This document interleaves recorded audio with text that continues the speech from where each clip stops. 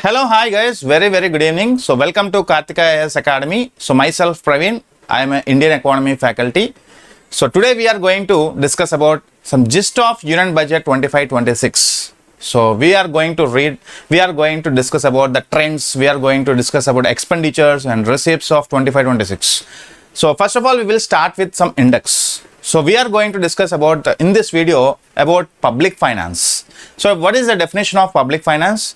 So what is the real term of public finance? Okay, as well as we will see the history of public finance. Public finance word actually derived from which country? As well as first time budget system introduced in India. So who introduced the budget system in India? So like this, the continuous process we will discuss about these type of topics. As well as what is the annual finance statement? So whether the budget word has been defined in constitution or not. So what is the other name of annual finance statement and what is the article of annual finance statement? So we will discuss around this, and what is general procedure of budget we will discuss, and how the budget has been discussed and how the budget has been passed and how it becomes some act. We will see this all in a brief discussion, and finally we will see some key findings, key features of Indian budget 25-26. Here we will see some components of budget. So what is the government receipts and what is government expenditure? So revenue, capital. So we are going to discuss about this, and finally we will going to deal about some questions, friends, miscellaneous previous year asked questions on UPSC. So regarding some budget. Okay. So next, first of all, we will see some type of definition. Yes, public finance. So what is meant by public finance? Chundri, public finance anedi oka study of income and expenditure or receipt and payment.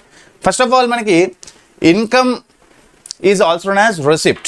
అంటే government public అంటే ఏంటి? So public అంటే government యొక్క finance. గవర్నమెంట్కి ఒక రూపాయి ఎలా వస్తుంది, గవర్నమెంట్కి ఒక రూపాయి ఎలా పోతుంది. సో ఒక ఫైనాన్షియల్ ఇయర్లో గవర్నమెంట్కి ఒక రూపాయి ఎలా వస్తుంది, ఒక గవర్నమెంట్ ఎలా రూపాయి ఖర్చు పెడుతుంది. ఫైనాన్షియల్ ఇయర్ అనేది ఇక్కడ starting from, we all know that financial year starting from March, April first నుంచి మార్చ్ 31st వరకు. So present we're in 25-26 year. So 2025 April 1 నుంచి 2026 మార్చ్ 31st వరకు ఒక ఫైనాన్షియల్ ఇయర్. ఈ ఫైనాన్షియల్ ఇయర్కి మనం ఫిబ్రవరిలో బడ్జెట్ని ప్రవేశపెడతాం. So survey is different from budget.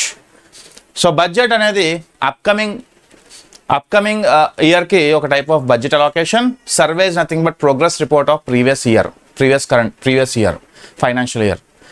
Okay, so we will see the public finance. What is meant by public finance? It is a definition of, it is a study of income and expenditure of government, or we can say that it is a study of receipts and payments of a government. Okay, so how the government is dealing with income and how the government is expending the rupee. Okay, so ఇది తెలుగులో కూడా ఇచ్చాను, you can see the slide. As well as the first Indian budget ని ప్రవేశపెట్టింది భారతదేశంలో ఎవరంటే, ఎవరంటే మనకి one of the Shanmukham Shetty. అది కూడా డేట్ అడుగుతారు మనకి, నవంబర్ 26, 1947. అది కూడా ఇండిపెండెంట్ ఇండియా వచ్చిన తర్వాత. సో మనకి first Indian presented the budget was Shanmukham Shetty on November 26, 1947. అలాగే మనకి 50-51 బడ్జెట్ యొక్క స్పెషాలిటీ ఏంటంటే, అప్పట్లో మనకి finance minister John Mathai. So who presented the budget in that session, during that session. So he presented the planning commission. So planning commission తెలుసు కదా, ప్రణాళికా సంఘంని మనకి ఫామ్ చేసింది ఏ ఫైనాన్స్ మినిస్టర్ అవుతాడు? మనకి జాన్ మిథాయి. సో ప్రణాళికా సంఘం అనేది ఒక separate chapter, will see later. ఇలా మనకి one of the first independent ఇండియాలో ఏ ఇండియన్ మనకి ప్రవేశపెట్టారు మనకి బడ్జెట్ని అంటే మనకి షణ్ముఖం శెట్టి అని చెప్పాలి. అలాగే we will see the type of budget word. ఈ వర్డ్ బడ్జెట్ని ఫస్ట్ టైం ఇంట్రడ్యూస్ చేసింది ఎవరు? Generally we can say that budget as well as మనకి public finance is also known as budget. Okay, so budget అనే word ఎక్కడైనా derive చేశారా రాజ్యాంగంలో అంటే nowhere discussed in constitution of India. So it is defined as annual financial statement. జనరల్గా మనం annual financial statement according to article 112 of the constitution of India. So we can define this budget అంటే జనరల్గా మనకి రాజ్యాంగంలో annual financial statement అంటాం. So దాన్నే short కట్గా మనం బడ్జెట్గా పిలుచుకుంటాం. అటువంటి బడ్జెట్ అనే వర్డ్ ఫస్ట్ టైం ఇంట్రడ్యూస్ చేసింది ప్రపంచానికి ఎవరు అంటే British finance minister sir Robert Walpole in 1733 అండి. So where 1733. అయితే మనకి ద వర్డ్ బడ్జెట్ని ఫస్ట్ డిరైవ్ చేసింది ఏ లాంగ్వేజ్, ఏ కంట్రీ వర్డ్ అంటే one of the French word దాన్ని బొగేట్ అంటాం. Bougette meaning leather bag. So that's why every year the finance ministers of India will visit the parliament with some leather bag. So they will introduce the budget with the help of leather bags. Okay, మీరు observe చేయండి. So అంటే దీని అర్థం ఏంటంటే ప్రాచీన కాలం అంటే మనకి ట్రెడిషనల్గా వస్తున్న ఆచారం ఇదంతా కూడా. సో మన ప్రజెంట్ పార్లమెంట్లో మనం ప్రజెంట్ చేయాలంటే ఖచ్చితంగా ఫైనాన్స్ మినిస్టర్స్ అనేవారు బడ్జెట్ని లెదర్ బ్యాగ్స్తో తీసుకొస్తారు. That is the meaning of this bougette. Okay, it is budget is a word derived from French word that is bogate. Bogate is nothing but leather bag. The budget system ని first introduce చేసింది ఇండియాలో మనకి ఎప్పుడంటే April 1860 అండి. అలాగే first Indian బడ్జెట్ని మన భారతదేశంలో ప్రవేశపెట్టిన మొట్టమొదటి ఫైనాన్స్ మినిస్టర్ జేమ్స్ విల్సన్ 1869లో. So here the 4 bits is important. The word budget first time మనకి యూజ్ చేసిన మన sir Robert Walpole 1733 British East India కాలంలో వ్యక్తి. యాజ్ వెల్ యాజ్ మనకి ద బడ్జెట్ అనే వర్డ్ ఎక్కడి నుంచి డిరైవ్ చేశారంటే మనకి one of the middle French word bougette. As well the budget సిస్టమ్ని భారతదేశంలో ప్రవేశపెట్టిన సంవత్సరం వచ్చేసి మనకి 1860. అయితే మనకి హూ ఈజ్ ప్రెజెంటెడ్ అంటే మనకి one of the James Wilson 9 years తర్వాత 1869లో. సో ఇది ఒక టైప్ ఆఫ్ 4 bits మనం చెప్పుకోవచ్చు. Okay, coming to one of the budget అనే వర్డ్ ఎక్కడ డిరైవ్ చేశారు అంటే రాజ్యాంగంలో ఎక్కడ డిరైవ్ చేయలేదు. It is defined as annual finance statement according to article 112 of the constitution. So జనరల్గా మనం యాన్యువల్ ఫైనాన్స్ స్టేట్మెంట్స్ అని చెప్పుకోం. సో షార్ట్కట్గా దీన్ని బడ్జెట్గా మనం చెప్పుకుంటాం, బడ్జెట్ అని పిలుచుకుంటాం. Okay guys, yes. సో అయితే going through general process. What is the general discussion of budget? So ఖచ్చితంగా it was presented in parliament on every year February 1st of February 11 AM పార్లమెంట్లో present చేస్తారు Nirmala Sitharaman. Present మనకి finance minister Nirmala Sitharaman కాబట్టి yes Nirmala Sitharaman. So what is the importance of this అంటే so జనరల్గా మనకి February 1st నుంచి March 31st వరకు మనకి డిస్కషన్స్ జరుగుతాయండి. ఎందుకంటే మనకి March 31st తర్వాత April 1st అనేది మనకి కొత్త సంవత్సరం స్టార్ట్ అవుతుంది, ఒక ఫైనాన్షియల్ ఇయర్ స్టార్ట్ అవుతుంది. సో ఇలా April 1st సో రెడీగా ఉంటుంది మనకి బడ్జెట్. సో March 31st కల్లా so all bills has to be discussed, all bills has to B presented in parliament and they has to B enacted by president. So ఇలా budget అనే process మనకి first మనకి February 1st మనకి ప్రవేశపెట్టారు. కానీ ఇనీషియల్గా 2014కి ముందు అంటే మనకి నరేంద్ర మోడీ రాకముందు మనకి one of the 28th February అంటే లాస్ట్ డే ఆఫ్ February మంత్ని ప్రవేశపెట్టేవారండి బడ్జెట్ని. సో ఇది ఎందుకు మనకి ఫస్ట్కి ప్రీపోన్ చేశారు అంటే మోడీ వచ్చి సో జనరల్గా February 28th నుంచి March 31st వరకు మనకి ఓన్లీ 30 days ఉంటుంది. సో ఎఫెక్టివ్ డిస్కషన్స్ జరగదు కాబట్టి సో ఖచ్చితంగా పబ్లిక్ ఫైనాన్స్ అంటే పబ్లిక్ సంబంధించిన ఇష్యూస్ కాబట్టి ఖచ్చితంగా వెరీ సెన్సిటివ్ అండి. ప్రతి రూపాయి ఎలా ఖర్చు పెట్టాలి, ఓకే, మనం కట్టే ట్యాక్సెస్ కావచ్చు, మనం కట్టే ఇండైరెక్ట్ ట్యాక్సెస్ కావచ్చు, ఇవన్నీ కూడా మనకి మళ్ళీ తిరిగి ఖర్చు పెట్టాలి కాబట్టి government has to be discussed briefly. So అటువంటి ఒక టైప్ ఆఫ్ 30 days అనేది నాట్ ఎనఫ్ కాబట్టి ఖచ్చితంగా సో ప్రీపోన్ చేయడం అనేది జరిగింది. February 1st ప్రీపోన్ చేయడం జరిగింది. సో February 1st నుంచి March 31st వరకు 60 days టైం ఉంటుంది కాబట్టి enough time to discuss the budget in parliament in effective way. So this is the process యాక్చువల్గా. అయితే మనకి who will present the budget in parliament అంటే finance minister of course. As well who will prepare the budget అంటే మనకి one of the so economic advisor friends. So department of economic advisor will prepare the budget. యాక్చువల్గా preparation చేసేది వేరు, present చేసేది వేరు. So మనకి కనబడేది ప్రజెంటేషన్, ఓకే, బట్ ప్రిపేర్ చేసేది బ్యాక్గ్రౌండ్లో ప్రిపేర్ చేసేది మనకి department of economic affairs with the help of department of economic affairs, expenditure, revenue, finance services as well as investments and public asset management దీపం. So వీళ్ళందరూ departments కలిసి so January 31st మనకి ఒక survey release చేస్తారు. మీకు తెలుసా, so economical survey అనేది release చేస్తారు. 24-25 సంబంధించిన ఎకనామిక్ సర్వే రిలీజ్ చేశారు. As well as February 1st మనకి 25-26 సంబంధించిన బడ్జెట్ రిలీజ్ చేశారు. సో వీళ్ళందరూ కలిసి క్వారంటైన్లో ఉంటారు ఫ్రెండ్స్ ఈ బడ్జెట్ తయారు చేసినప్పుడు. Okay, so this is the procedure of general budget అండి. సో ఈ యొక్క జనరల్ బడ్జెట్ అనేది జనరల్గా పార్లమెంట్లో ప్రవేశపెట్టినప్పుడు వెంటనే ఒక ఫ్యూ వీక్స్ పాటు మనకి రెస్ట్ ఇస్తారన్నమాట. సో జనరల్గా మనకి ఫిబ్రవరి 1st ప్రజెంట్ చేసిన తర్వాత ఫ్యూ వీక్స్ పాటు స్పీకర్ ఆఫ్ హౌస్ మనకి అడ్జార్న్ చేస్తారు హౌస్ని for few weeks. So what is the reason అంటే, సో అక్కడ ఆ 2 వీక్స్ ఆ ఫ్యూ వీక్స్ కూడా మనకి స్క్రూటనైజ్ చేస్తారనమాట. సో గవర్నమెంట్ ప్రపోజ్ చేసిన ఈ బడ్జెట్లో ఏమైనా అవకతవకలు ఉన్నాయా, సో ఏవైనా మనకి సో లోటుపాట్లు ఉన్నాయా, సో కరెక్షన్స్ ఏమైనా ఉన్నాయా అని చెప్పి పార్లమెంటరీ కమిటీస్ ఏవైతే ఉంటాయో అవన్నీ కూడా స్క్రూటనైజ్ చేసే పనిలో పడతాయి. సో చేసిన తర్వాత ఫ్యూ వీక్స్ తర్వాత మళ్ళీ రీఅసెంబ్ల్ అయిన తర్వాత పార్లమెంట్ రీఅసెంబ్ల్ అయిన తర్వాత so they will briefly discuss and ఒక డిమాండ్ ఫర్ గ్రాంట్స్కి వెళ్తారు ఫ్రెండ్స్. అంటే మనకి గవర్నమెంట్ మినిస్టర్స్ ఎవరైతే ఉంటారో, అగ్రికల్చర్ మినిస్ట్రీ కావచ్చు, రైల్వే మినిస్ట్రీ కావచ్చు, ఇరిగేషన్ మినిస్ట్రీ కావచ్చు, ఇలా ఏవైతే డిమాండ్స్ చేస్తారో వీళ్ళందరూ కూడా గ్రాంట్స్ చేయమని ఓటింగ్స్కి వెళ్తారన్నమాట. So after the votings, so ఖచ్చితంగా ఓటింగ్స్ వేసిన తర్వాత స్పెషల్ మెజారిటీతో ఓటింగ్స్ జరిగాక సో ఖచ్చితంగా so president has to be give assent to that budget. So ఒక్కసారి ప్రెసిడెంట్ ఒకసారి అసెంట్ ఇస్తే so that will be act, that will become act. So April 1st లోపల ఇదంతా ప్రొసీజర్ కంప్లీట్ అయిపోతుంది ఫ్రెండ్స్. ఓకే, సో మనకి April 1st నుంచి ప్రభుత్వం బడ్జెట్ని స్టార్ట్ చేయడం మొదలు పెడుతుంది. So this is the procedure of budget. So we will see now one of the journey of budget 25-26 in 4 themes అండి. జనరల్గా మనకి టుడేస్ ఈ సంవత్సరం యొక్క budget allocation based on 4 pillars. So based on 4 pillars. What is the theme అంటే agriculture, MSME, investment and exports. Okay, so జనరల్గా government of India so it is looking after the energy fuel. Okay, ఖచ్చితంగా ఎనర్జీస్లో reforms తేవాలని చూస్తుంది. So we're going towards the clean energy. Okay, by using some bioethanols. So we should not depend upon the imports of crude oils like that. So we have to substitute that crude oil with the help of biofuels, with the help of corns. Okay, so bioethanols lanti. So aithe, so what is the 4 pillars of theme ante budget theme ante agriculture, MSME, investments and exports. So now we will see some type of components, key features of budget 25-26. So first of all, components of budget enti. So ఇది చూసాక మనం ఒక type of రియలిస్టిక్గా మనం ముందుకు వెళ్దాం. So first of all జాగ్రత్తగా వినండి.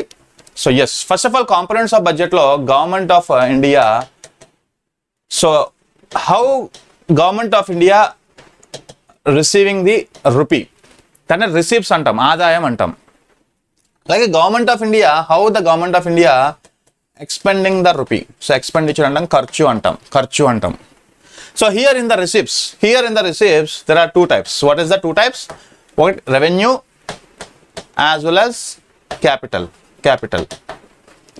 Revenue and capital as well as expenditure is also considered 2 types. What is the revenue and capital?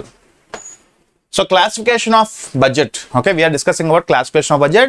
So government of India ఒక రూపాయి ఎలా సంపాదిస్తుంది, అలా గవర్నమెంట్ ఆఫ్ ఇండియా ఒక రూపాయి ఎలా ఖర్చు పెడుతుంది.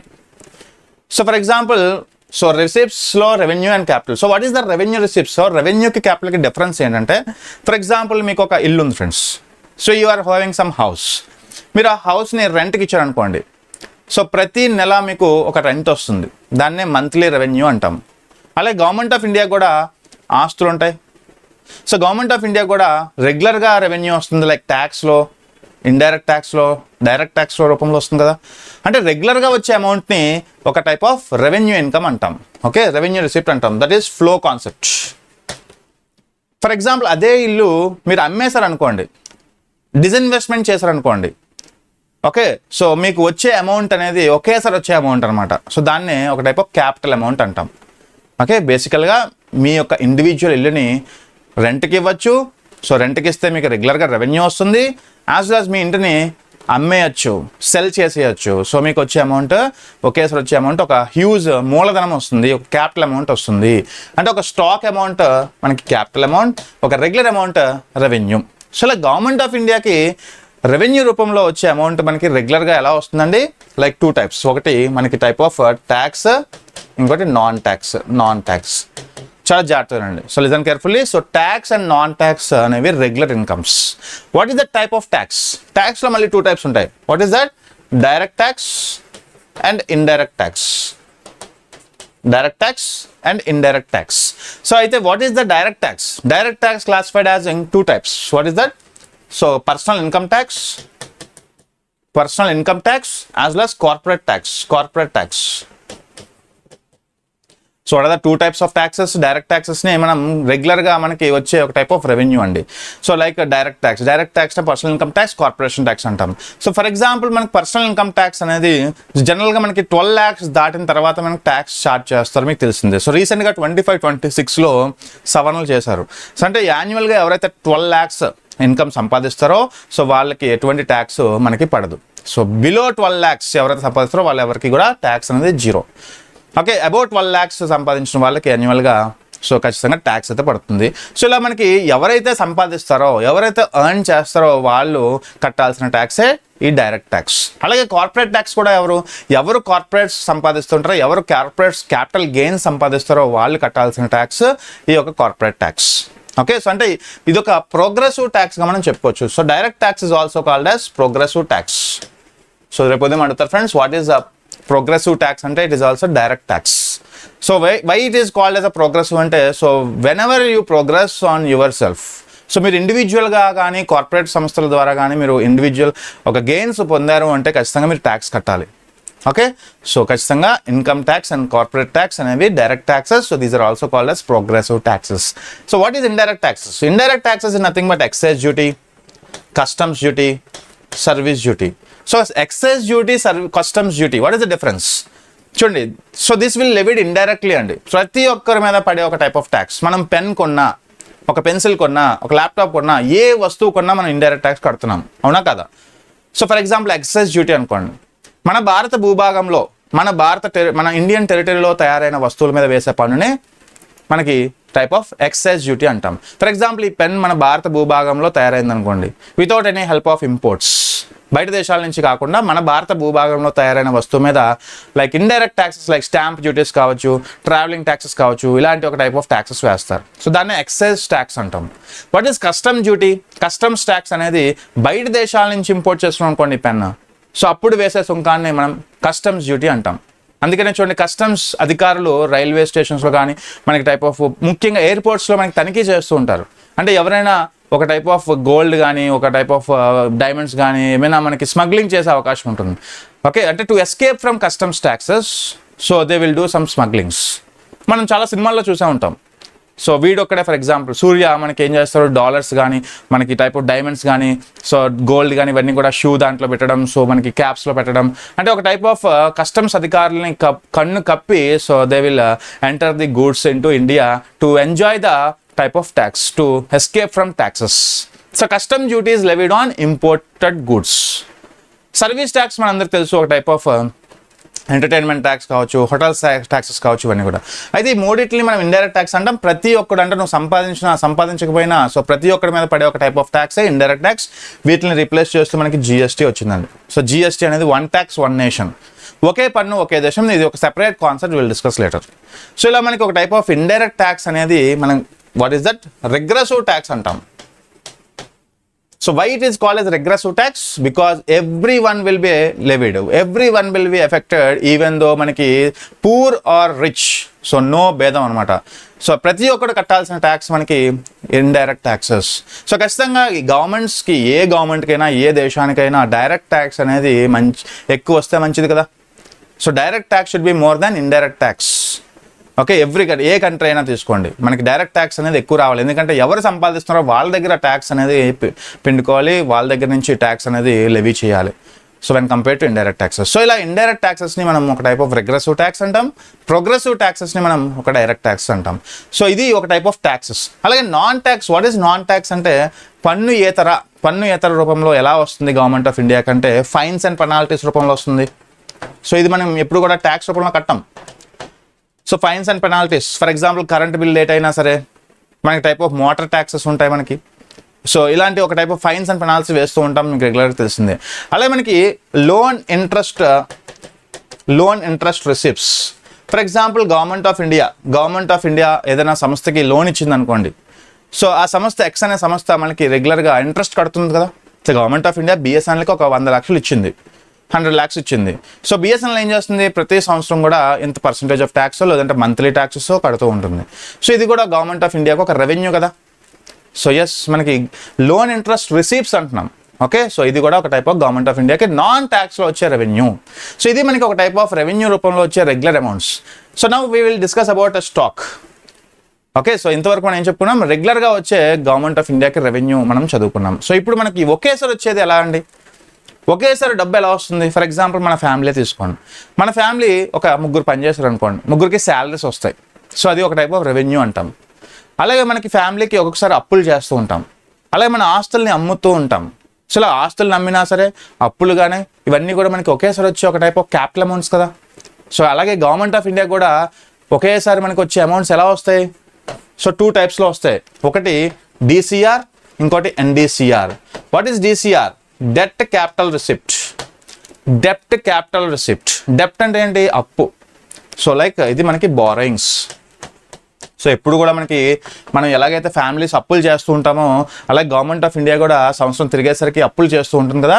సో దాన్ని మనం డెట్ క్యాపిటల్ రిసిప్ట్స్ అంటాం. సో ఖచ్చితంగా there are 2 types of borrowings, internal, external. So for example మన ఫ్యామిలీ అప్పు అయింది అనుకోండి, సో మనం తెలిసిన వాళ్ళ దగ్గర అప్పు చేస్తామా, తెలియని వాళ్ళ దగ్గర అప్పు చేస్తామా అంటే తెలిసిన వాళ్ళ దగ్గర అప్పు చేస్తాం. ఇంటర్నల్ బారోయింగ్స్ ఎక్కువ చేస్తాం. సో మనకి ఫ్లెక్సిబుల్గా ఉంటారు కాబట్టి, తక్కువ ఇంట్రెస్ట్ రేట్స్ ఉంటాయి కాబట్టి. అలాగే గవర్నమెంట్ ఆఫ్ ఇండియా కూడా ఇంటర్నల్ బారోయింగ్స్కి ఎక్కువ మొగ్గు చూపిస్తుంది. సో లైక్ ఎక్కడి నుంచి తీసుకుంటుందంటే like post offices, like LICs, EPFOs లాంటి సంస్థల నుంచి తీసుకుంటుంది. మనం compare to external world banks లాంటి వాటి దగ్గర, అంటే మనకి వేరే కంట్రీస్ కాకుండా మనకి ఇంటర్నల్ సోర్సెస్ నుంచి ఎక్కువ తీసుకుంటుంది. సో దీన్ని యాక్చువల్గా మనకి what is this? Physical deficit అంటాం. Physical deficit. So very very important. Physical deficit అంటే ఆర్థిక లోటు. ఆర్థిక లోటు అంటే ఏంటి? Total expenditure greater than total receipts అయినప్పుడు, so total expenditure greater than total receipts అయినప్పుడు మనం ఎదుర్కొనే సమస్య బారోయింగ్స్. మనకు వచ్చిన 100 రూపాయలు మనం ఖర్చు పెట్టింది 150 రూపాయలు అయితే మనకి -50 రూపీస్ బారోయింగ్స్ అంటాం. సో బారోయింగ్స్ అనేది ఎప్పుడు కూడా క్యాపిటల్ రిసిప్ట్, అది కూడా డెట్ క్యాపిటల్ రిసిప్ట్. అలా ఇంకో పద్ధతిలో వస్తుంది, non debt capital receipt. What is non debt capital receipt? Non debt capital receipt అనేది అప్పు కానిది. లైక్ మన ఆస్తులను అమ్ముకోవడం అనేది ఎస్ ఖచ్చితంగా మనకి నాన్ డెట్టే కదండి. ఫర్ ఎగ్జాంపుల్ మనం అప్పులు తీర్చాలంటే 2 రకాలు, మళ్ళీ అప్పులు చేయడము DCR, ఇంకోటి మనకున్న ఆస్తుల్ని అమ్ముకోవడం, దాన్ని మనం NDCR అంటాం. సో ఖచ్చితంగా డిస్ఇన్వెస్ట్మెంట్స్ అనే కాన్సెప్ట్ మీకు చాలా ఇంపార్టెంట్ అండి. So disinvestments of government assets, ఆస్తుల్ని అమ్మడం. For example Visakha steel plant అనేది ఒక public sector company. Government of India దగ్గర మెజారిటీ షేర్స్ 51% షేర్స్ ఉన్నాయి ప్రెసెంట్ నౌ. ఇప్పుడు అది ప్రైవేటైజేషన్ చేస్తాము అన్నాము అంటే దాని అర్థం ఏంటి? సో మెజారిటీ ఆఫ్ షేర్స్ అనేది హోల్డింగ్స్ పోవడం అనమాట. అంటే ఎప్పుడైతే గవర్నమెంట్ ఆఫ్ ఇండియా లూజెస్ 51%లో 1% షేర్ కోల్పోయినా మెజారిటీ మనకి ఇతరులకు వెళ్ళిపోతుంది అనమాట. అంటే ఎప్పుడైతే 51% షేర్స్ కలిగి ఉంటుందో అంతవరకు గవర్నమెంట్ ఆఫ్ ఇండియా దగ్గర, అంతవరకు పబ్లిక్ సెక్టరే. ఒక్కసారి గవర్నమెంట్ ఆఫ్ ఇండియా 1% షేర్ అమ్మినా మెజారిటీ పోతుంది, మేనేజ్మెంట్ పోతుంది, రెగ్యులేషన్ పోతుంది. సో ఇలా డిస్ఇన్వెస్ట్మెంట్స్ అనేవి ఏంటంటే ఏవైతే మనకి సో అప్పులు చేయాల్సి వస్తుందో, సో అలా అప్పులు చేయకుండా గవర్నమెంట్ ఆఫ్ ఇండియా ఇంకో దారి ఏంటంటే ఉన్న ఆస్తుల్ని అమ్ముకోవడం. సో దాన్ని డిస్ఇన్వెస్ట్మెంట్స్ అంటాం. Okay, so disinvest. అలాగే ఇంకొక పద్ధతి ఏంటంటే మనకి one of the loan recoveries అండి. లోన్ రికవరీస్ మీరు గమనించండి. So disinvestments as well as loan recoveries. For example government of India BSNLకి లోన్ ఇస్తే BSNL అనేది రెగ్యులర్గా మనకి ఇంట్రెస్ట్ కడితే దాన్ని ఒక నాన్ ట్యాక్స్ రెవెన్యూ రిసిప్ట్స్ అన్నాం. నాన్ ట్యాక్స్ రెవెన్యూ రిసిప్ట్స్ అన్నాం. అదే BSNL ఒకేసారి అప్పు తీర్చేసింది అనుకోండి, రికవర్ చేసింది అనుకోండి, ఒకేసారి వచ్చే అమౌంట్ని మనం నాన్ డెట్ క్యాపిటల్ రిసిప్ట్ అంటాం. సో ఇలా గవర్నమెంట్ ఆఫ్ ఇండియాకి ఒకేసారి వచ్చే అమౌంట్స్ అనేవి మనకి అప్పుల రూపంలో వస్తాయి, అప్పు కాని రూపంలో వస్తాయి. సో ఇది మనకి గవర్నమెంట్ ఆఫ్ ఇండియాకి ₹1 ఎలా వస్తుంది, రెవెన్యూ రూపంలో ఎలా వస్తుంది, క్యాపిటల్ రూపంలో ఎలా వస్తుందో చూసాం. నెక్స్ట్ మనం చూసేది మనకి ఎక్స్పెండిచర్. సో ఓకే, సో ఇంతవరకు చూసింది ఏంటండి? So we have seen some receipts. రిసిప్ట్స్లో రెవెన్యూ రిసిప్ట్స్ చూసాం, క్యాపిటల్ రిసిప్ట్స్ చూసాం. ఓకే, సో రెవెన్యూలో మనం చూసింది type of tax, non tax. Okay, క్యాపిటల్లో మనం చూసింది DCR, NDCR. Okay, now we will see some type of expenditure. అంటే ఇంతవరకు మనకి గవర్నమెంట్ ఆఫ్ ఇండియా సో ఎలా తెచ్చుకుంది చూసాం. సో ఇప్పుడు ఎలా ఖర్చు పెడుతుంది? ఫర్ ఎగ్జాంపుల్ రెవెన్యూ ఎక్స్పెండిచర్ అంటే ఏంటండి? అంటే రెగ్యులర్గా ఖర్చు పెట్టేది గవర్నమెంట్ ఆఫ్ ఇండియా ₹1 వస్తే రెగ్యులర్గా ఎలా ఖర్చు పెడుతుంది? శాలరీస్ అని, పెన్షన్స్ అని, సో టైప్ ఆఫ్ సబ్సిడీస్ అని, లోన్ ఇంట్రెస్ట్ పేమెంట్స్. ఇప్పుడు చూడండి, లోన్ ఇంట్రెస్ట్ పేమెంట్స్ అంటే వడ్డీ చెల్లింపులు అండి. ఓకే, సో ఇందాక మనం లోన్ ఇంట్రెస్ట్ రిసీప్ట్స్ అంటే గవర్నమెంట్ ఆఫ్ ఇండియాకి వచ్చే రెవెన్యూ. ఇది లోన్ ఇంట్రెస్ట్ పేమెంట్స్ అండి. సో వడ్డీ చెల్లింపులు అనేది గవర్నమెంట్ ఆఫ్ ఇండియా ఏదైనా సంస్థ నుంచి అప్పు తీసుకుంటే ప్రతి నెల గవర్నమెంట్ ఆఫ్ ఇండియా వడ్డీ కట్టాలి కదా, సో అది రెవెన్యూ ఎక్స్పెండిచర్ కింద వస్తుంది. సబ్సిడీస్ కావచ్చు, ఎంఎస్పీస్ కావచ్చు, శాలరీస్ కావచ్చు, పెన్షన్లు కావచ్చు, లోన్ ఇంట్రెస్ట్ పేమెంట్స్ కావచ్చు, ఇవన్నీ కూడా revenue expenditure. What is capital expenditure? Yes, ఖచ్చితంగా మనకి ఇది important. Infrastructure like roads, like expressways, like bridges. So అంటే జనరల్గా మనం దేశంలో మూలధన వ్యయం అనేది ఎక్కువ ఉండాలి. ఓకే, రెవెన్యూ ఎక్స్పెండిచర్ కంపేర్ చేసినప్పుడు క్యాపిటల్ ఎక్స్పెండిచర్ ఎక్కువ ఉండాలి ఫ్రెండ్స్. అప్పుడే మనకి ఫ్యూచర్ జనరేషన్స్కి జాబ్స్ వస్తాయి, ఫ్యూచర్ జనరేషన్ అసెట్ అవుతుంది అది. ఓకే, రింగ్ రోడ్స్ కావచ్చు. ఓకే, లైక్ మనకి ఇప్పుడు ఆంధ్రప్రదేశ్లో అమరావతి క్యాపిటల్కి కోసం 15,000 కోట్లు మనకి ఇస్తుంది వరల్డ్ బ్యాంక్ సహాయంతో. సో అది ఒక టైప్ ఆఫ్ క్యాపిటల్ ఎక్స్పెండిచర్గా చెప్పుకోవచ్చు. సో క్యాపిటల్ ఎక్స్పెండిచర్ అంటే ఒకేసారి ఖర్చు పెట్టేది, లైక్ ఇన్ఫ్రాస్ట్రక్చర్ మౌలిక సదుపాయాల మీద దృష్టి పెట్టేది గవర్నమెంట్స్ మనకి క్యాపిటల్ ఎక్స్పెండిచర్.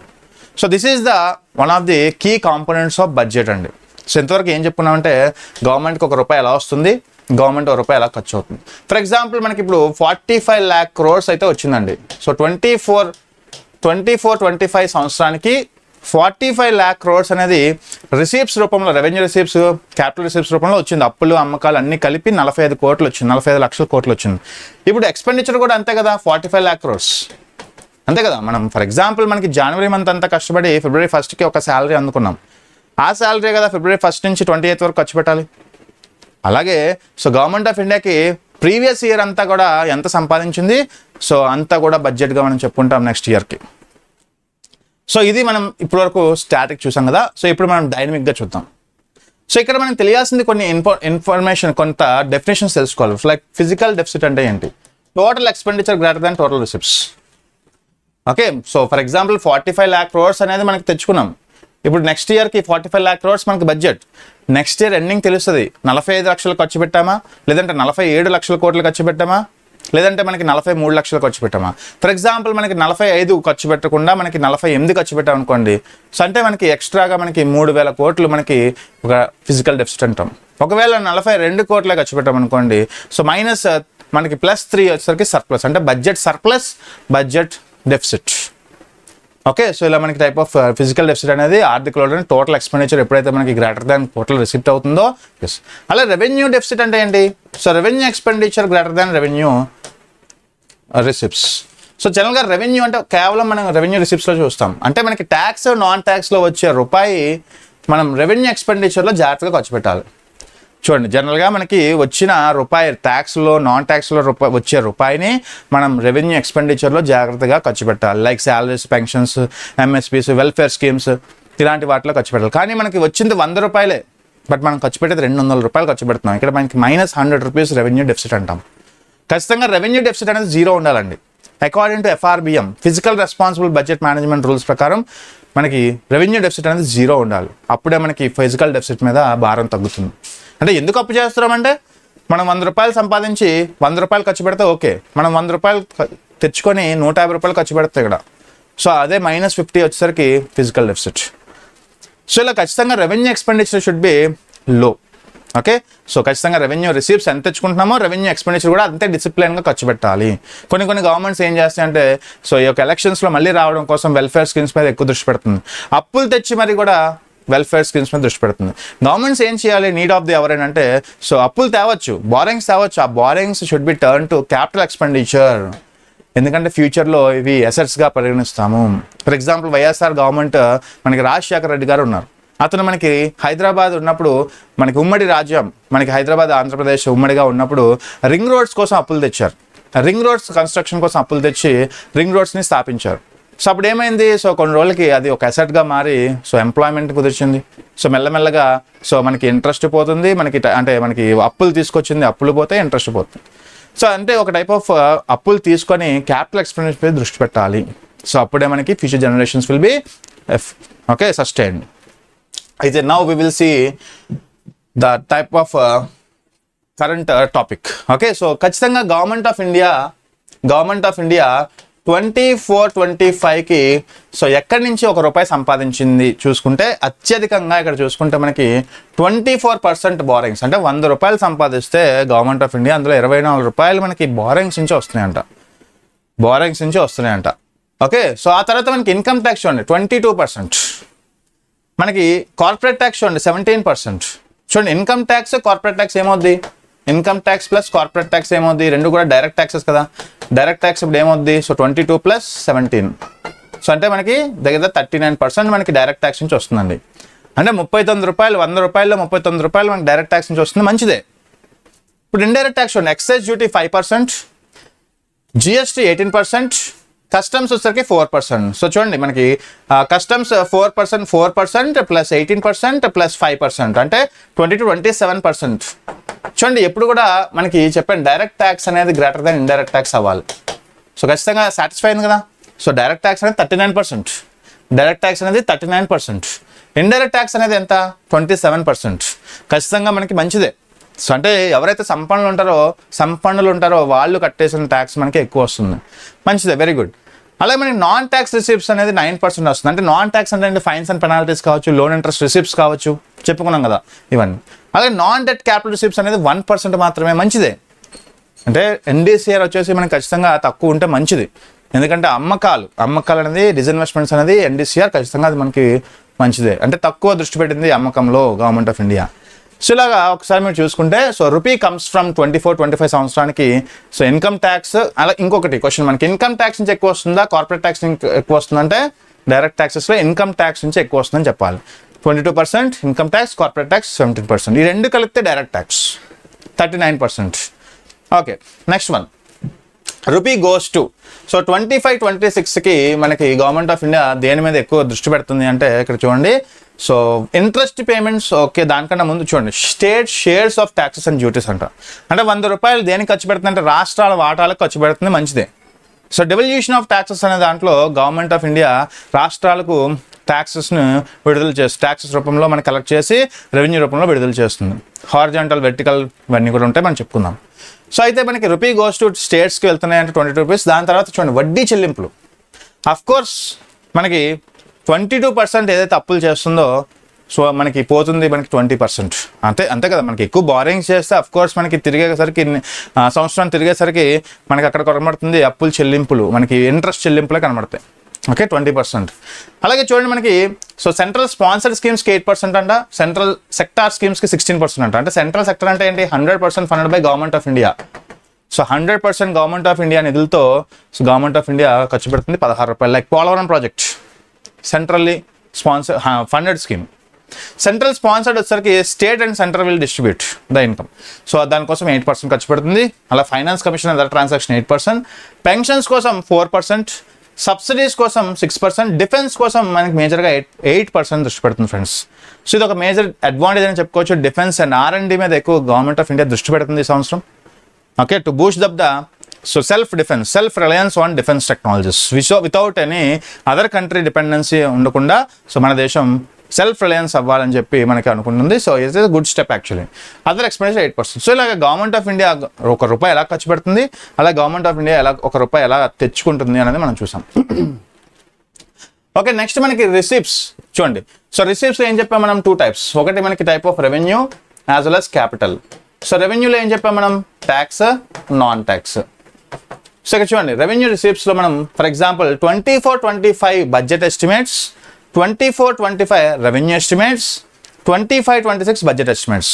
చూడండి 24-25 మనం స్టార్టింగ్ 24-25 ఫిబ్రవరి 1 అంటే లాస్ట్ ఇయర్ ఫిబ్రవరి 1 మనం 31.3 lakh crores తెచ్చుకోవాలని చూస్తే మనకి ఫైనల్గా 24-25 రివైజ్డ్ ఎస్టిమేట్స్లో తెలిసిందంటే 30.9 lakh crores మనం సంపాదించామండి. అంటే పన్నుయేతర రూపంలో మనకి వచ్చింది ఎంత అంటే 30.9 లక్షల కోట్లు. మనం అనుకున్నది 31.3 స్టార్టింగ్లో, but by the end of the year financial year మనకు తెలిసిందంటే 30.9 lakh crores.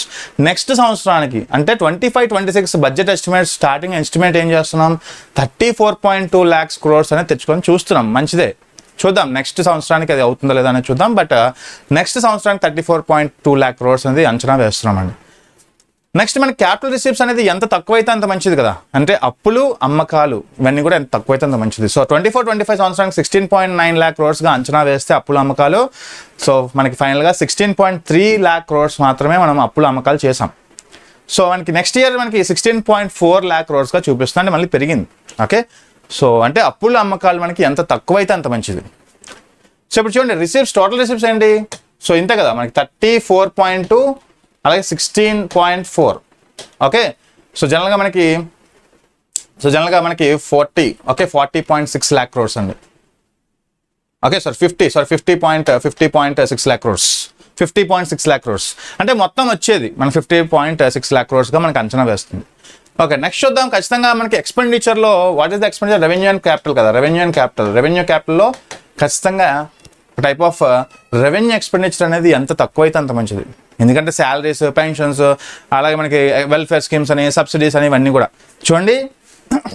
24-25 సంవత్సరానికి 37.1 lakh crores అంచనా వేస్తే మనం ఖర్చు పెట్టింది 37.0. అంటే ఇక్కడ చూడండి, మీరు అబ్జర్వ్ చేయండి.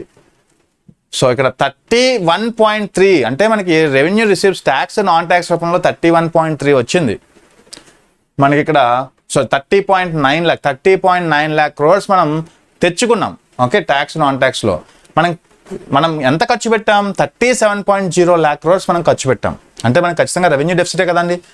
చూడండి వచ్చిందేమో 30 లక్షల కోట్లే, మనం ఖర్చు పెట్టిందంతా 37 లక్షల కోట్లు. మీరు అబ్జర్వ్ చేయండి.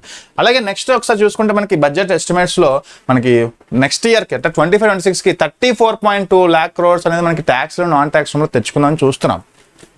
అది నెక్స్ట్ ఇయర్కి ఎంత 39.4 lakhsకి ఖర్చు అవుతుందని చెప్తుంది. ఖచ్చితంగా రెవెన్యూ డెఫిసిట్స్ అనేవి ఉన్నాయి మన దాంట్లో. సో రెవెన్యూ డెఫిసిట్ అనేది ఎంత కంట్రోల్ అయితే అంత మంచిది. సో ఖచ్చితంగా effective capital expenditure should be more అండి, కానీ ఇది మనకి దురదృష్టవంతంగా తక్కువగా అవుతుంది. 15.0 ఇన్ఫ్రాస్ట్రక్చర్ మీద దృష్టి పెడితే లాస్ట్ ఇయర్ మనకి 13.2 మాత్రమే దృష్టి పెట్టింది ఫైనల్గా చూసుకుంటే రివైజ్డ్ ఎస్టిమేట్స్లో. నెక్స్ట్ అప్కమింగ్ మనకి నెక్స్ట్ 25-26 సంవత్సరానికి 15.5 lakh crores అనేది మనకి అంచనా వేస్తున్నాం capital expenditure like infrastructure. So ఇది బేసిక్గా మనం ఇప్పటివరకు చదువుకునేదంతా కూడా మనం ప్రాక్టికల్గా మనం చూస్తున్నాం. ఓకే, డైనమిక్గా మనం ప్రాక్టికల్గా స్టాటిక్గా చూసాం కదా, ఇప్పుడు డైనమిక్గా చూస్తున్నాం. క్యాపిటల్ ఎక్స్పెండిచర్ ఎంత, రెవెన్యూ ఎక్స్పెండిచర్ ఎంత, సో 24-25 సంవత్సరానికి అడగచ్చు, 25-26 సంవత్సరానికి కూడా అడగచ్చు. ఓకే, సో ఇది మనకి లాస్ట్లీ ఫైనల్లీ మనం ఎక్స్పెండిచర్ ఆఫ్ మేజర్ సెక్టార్స్ చూద్దాం. సో డిఫెన్స్ సెక్టార్ కోసం మనకి అత్యధికంగా ఈసారి ఎక్కువ దృష్టి పెడుతుంది ఫ్రెండ్స్. లైక్ 4,91,732 crores-తో మనకి మొట్టమొదటి స్థానంలో ఉంది అలోకేషన్. సో డిఫెన్స్ అనేది ఇప్పుడు ఎక్కువ దృష్టి పెడుతున్నారు. ఈ బిట్ మనకి రీసెంట్గా UPSCలో అడిగారు మనకి. సో ఎస్, అది కూడా important. As well as rural development, గ్రామీణ అభివృద్ధి కోసం 2,66,000, హోమ్ అఫైర్స్ 2,33,000, అగ్రికల్చర్ 1,71,000, ఎడ్యుకేషన్ మనకి 1.28 lakh crores. సో ఇవి మనకి ఒక టైప్ ఆఫ్ క్రోనాలజికల్ ఆర్డర్లో అడుగుతూ ఉంటారు. మనం ఒక టైప్ ఆఫ్ చిన్న కోడ్ ద్వారా దృష్టి పెట్టుకోవాలి.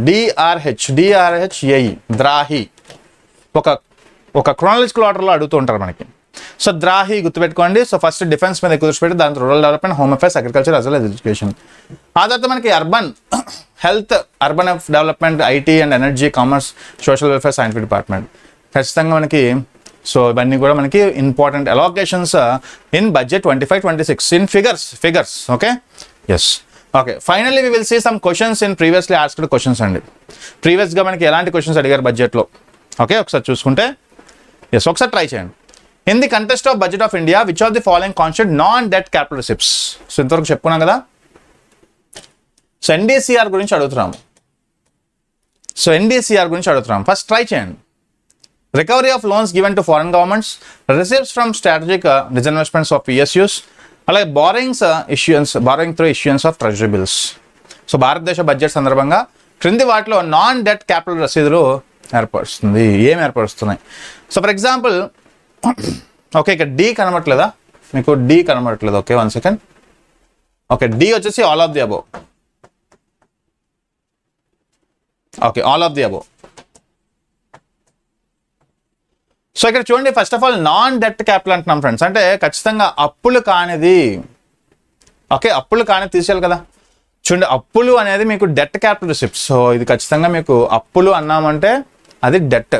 మనకి ఏమడుతున్నాడు, నాన్ డెట్ అంటున్నాడు. So recovery of loans as well as disinvestments, ఈ రెండు కూడా చెప్పుకున్నాం మనం. మన లాస్ట్ క్లాస్లో. సో ఖచ్చితంగా answer 1, 2 is the right answer. Answer 2, answer A is the right answer. ఏం లేదండి, మనకి చెప్పుకున్నవే మనకి క్వశ్చన్స్ రూపంలో వస్తాయి. Okay, debt capital receipts, non debt capital receipts. Non debt అన్నామంటే ఖచ్చితంగా disinvestments, loan recoveries. Debt is nothing but borrowings. So borrowings అందుకే తీసేసాం. ఓకే, నెక్స్ట్ శాంపుల్ క్వశ్చన్ చూద్దాం. Which of the following items forms a part of capital receipt? So మనం చెప్పుకున్నాం రిసిప్ట్స్లో 2 types, revenue receipts, capital receipts. So try చేయండి. క్రింది వాటిలో మూలధన రసీదుల్లో ఏ అంశాలు భాగంగా ఉన్నాయి? So borrowing by government from commercial banks, loans received from foreign governments, grant in aids from foreign countries, sale of shares in public sector undertakings. So చెప్పుకున్నాం కదా పబ్లిక్ ఫైనాన్స్లో. సో రిసిప్ట్స్లో చెప్పుకున్నాం, రిసిప్ట్స్లో మనం రెవెన్యూ రిసిప్ట్స్, క్యాపిటల్ రిసిప్ట్స్ చెప్పుకున్నాం. So ఇక్కడ అడుగుతుంది మనకి నాన్ డెట్ డెట్ అని అడగట్లేదు. నాన్ డెట్ డెట్ అని ఇందాక క్వశ్చన్ అడిగాను, మరి ఇక్కడ క్యాపిటల్ రిసిప్ట్స్ మొత్తం అడుగుతున్నాడు. అంటే మీకు డెట్, నాన్ డెట్ రెండు అడుగుతున్నాడు. సో బారోయింగ్స్ వస్తాయి, loans received by foreign governments ఒకేసారి వచ్చే అమౌంట్ అవుతుంది, గ్రాంట్స్ అనే ఫారెన్ కంట్రీస్ నుంచి గ్రాంట్స్ కూడా ఒకేసారి వస్తాయి, అలాగే మనకి సేల్ ఆఫ్ షేర్స్ అంటే డిస్ఇన్వెస్ట్మెంట్స్, ఇవన్నీ కూడా all of the above is the right answer. So D is the right answer.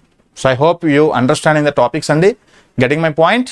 So మీకు ఎటువంటి క్వైరీస్ ఉన్నా you can ask in comment boxes. Okay, chat box అడగచ్చు. సో నెక్స్ట్ క్లాస్లో we will discuss about the another topic. Okay, we will seen soon in YouTube also. Okay, so thank you so much. We'll meet you in another class, another session. Thank you. And ఒకసారి revise చేయండి topics అన్ని కూడా. So వీలైతే next సారి కూడా మనం revise చేస్తూ మనం ముందుకు వెళ్దాం. Thank you so much. Bye.